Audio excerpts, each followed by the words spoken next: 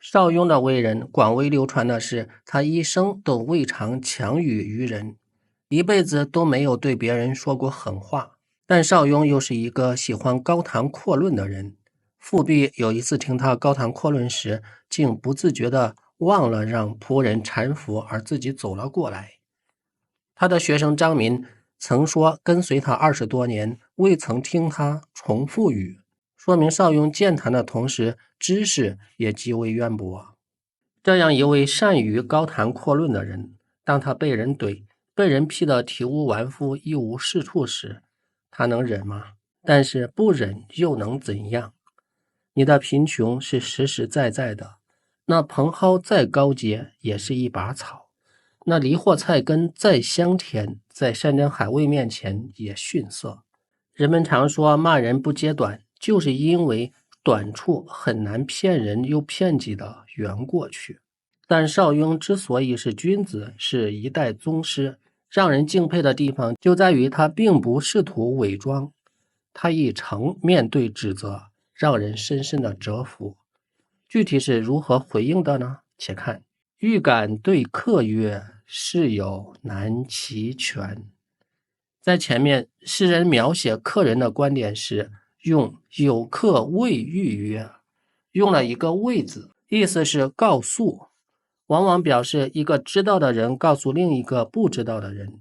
这天然的就包含着这事儿你没有我懂，我知道的比你多，所以让我来告诉你这是怎么一回事儿。而在这句诗里，邵雍写欲感对客曰，用了一个对字，这是答话回答的意思，体现了对客人的极度尊重。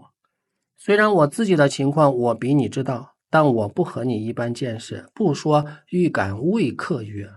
对表达了自己的修养，也阐明了自己的立场是针对你所谓的话来回答，而不是转移话题或其他借题发挥。事有难齐全，事指的是我通权或不愿通权这种事，也就是自己为什么不愿当官这种事。难齐全不是三言两语就能讲明白说清楚的。凡是遇到一句话说不清的时候，说明这其中必有纠结、有矛盾、有取舍不定。可见邵雍这话说得很真诚，是准备掏心窝子的意思。身非好避孕，口非悟真山，这是立足人之常情，承认自己也有庸俗的一面。孕是新旧混合的棉絮、乱絮，避孕就是破棉衣。真山泛指有肉膻气味的美食。我的身体也不是偏爱穿破衣裳，我的嘴巴也不是讨厌美味的荤菜。诗人在这里用避孕对照上文的朱门烂金子中的金子，用真山对照上文青楼反管闲里的管闲。可能有人不同意我这样解，明明一个是嘴巴吃，一个是耳朵听，怎么好对应呢？这就是诗人委婉的地方。食为天，人可以不听管闲，但是却不能不吃饭。当一个人连饭连真山都吃不起的时候，跟遑论让他去青楼酒肆花天酒地呢？邵雍说自己连真山都不厌恶，那当然也懂得欣赏青楼里那管弦吹奏出的靡靡之音了。总之，这句诗写出了作为一个人从本能上无法抗拒人生来就有的原始欲望和冲动。这是邵雍在向有客求同。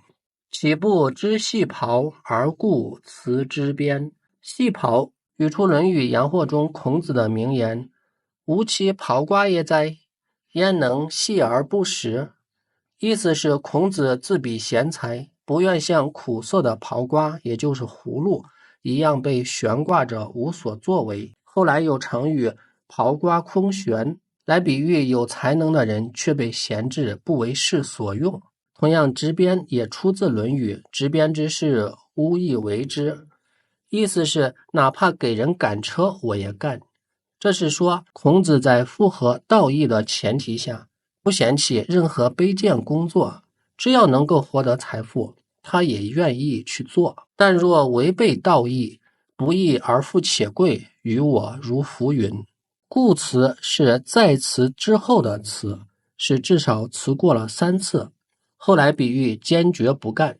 所以这句诗用白话说就是我难道不知道刨瓜尚且渴望为人所用的道理，而坚决不干卑微却有用的工作吗？